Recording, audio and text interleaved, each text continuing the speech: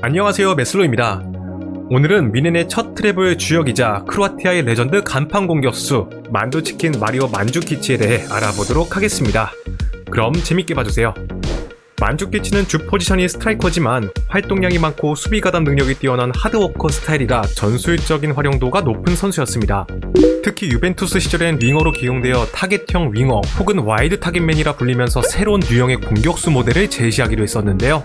자, 만주키치는 크로아티아의 디나모 자그레브에서 어린 나이에 리그 득점왕과 팀의 리그 3연패를 이끌면서 주목받기 시작했습니다. 그렇게 2010년 하나 약 100억 원의 분데스리가의 볼프스부르크로 이적하며 빅리그 입성에 성공하게 되는데요. 만주키치는 이적 초반에 그라피트 제코 조합의 백업으로 기용되었지만 제코가 겨울 이적 시장을 통해 맨시티로 떠나면서 주전으로 올라설 수 있었습니다. 그런데 시즌 초반서부터 비교적 많은 기회를 받아왔음에도 불구하고 시즌 중반까지 단 하나의 도움밖에 기록하지 못하자 실패작이란 의견들이 하나둘씩 나오기 시작했는데요. 다행히 시즌 막바지에 들어 적응을 끝마친 것인지 마지막 리그 7경기에서 8골을 몰아넣으며 다음 시즌에 대한 기대감을 심어주었습니다. 그리고 이러한 기대에 걸맞게 11-12 시즌 리그에서 12골 10도움을 기록하는 대활약을 펼치게 되죠. 이렇듯 잔뜩 올라온 폼을 바탕으로 시즌 후 진행된 유로 2012 대회에서 무려 3골을 넣으며 대회 공동 득점왕에 등극하기까지 하자 2012년 미넨이 하나 약 180억 원을 들여 그를 영입해 가는 데 이르렀습니다. 당시 미넨에는 리베리, 밀러, 로벤과 같은 뛰어난 이선 자원들이 많았는데 만주키치의 득점력과 더불어 그의 전방의 움직임과 연계 능력은 이러한 이선 자원들의 능력을 더욱 극대화시키기엔 매우 안성맞춤이었습니다. 또한 전방과 후방을 가리지 않고 뛰며 경기 내내 강한 압박 스탠스를 유지할 수 있는 미친 체력도 지니고 있어 그의 존재는 수비적으로도 큰 도움이 되었는데요. 하인케스 감독은 만주키치의 장점을 살려 그를 상대 에이스를 봉쇄하는 데 사용하는 등 그의 능력을 100배 활용했고 그는 동료들과 좋은 호흡 속에서 이 시즌에만 전체 40경기 22골 4도움을 기록, 미넨의 트래블을 이끌었습니다. 자, 이후에 트래블을 이끈 하인케스 감독이 팀을 떠나고 과르디올라가 그의 후임으로 선임되었습니다. 이때부터 만주키치 입지에 조금씩 변화가 찾아오기 시작했는데요.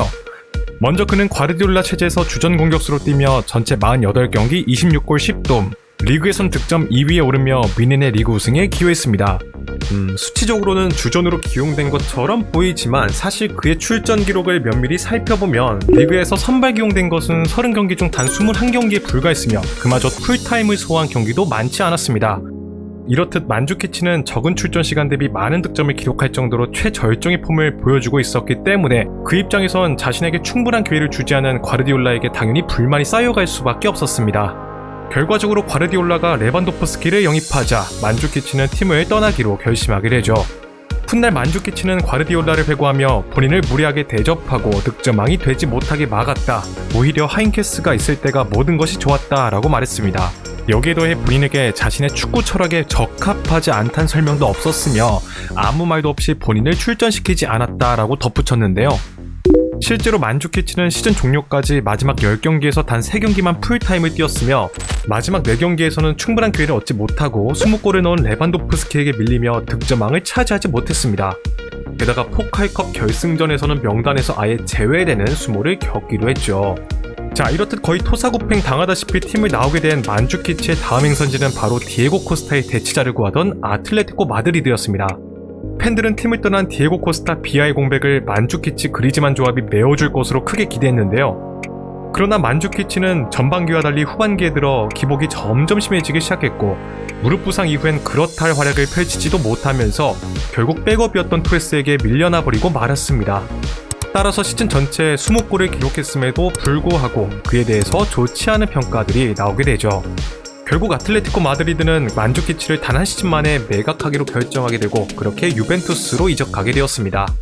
당시 유벤투스는 팀의 주포인 테베스가 팀을 떠나는 것이 유력시되는 상황에서 모라타와 요렌테마저 저조한 득점력을 보여주고 있어 한 시즌을 통으로 맡길 최전방 공격수를 구하고 있었습니다.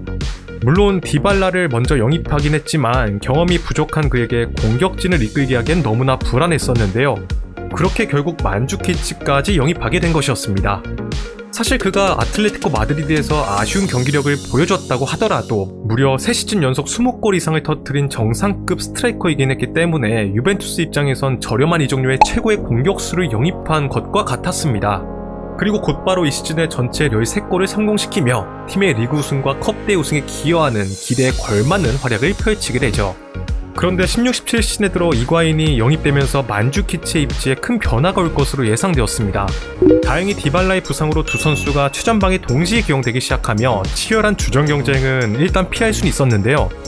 하지만 알레그리 감독은 이전부터 조금씩 균열이 발생하던 자신의 3백 전술에 변화를 주고자 했었고, 이와 동시에 전술적인 지능이 뛰어난 만주키치도 동시에 기용하고자 했기 때문에 이과인의 득점력과 만주키치의 능력을 극대화시킬 수 있는 한 가지 묘수를 찾아내게 됩니다.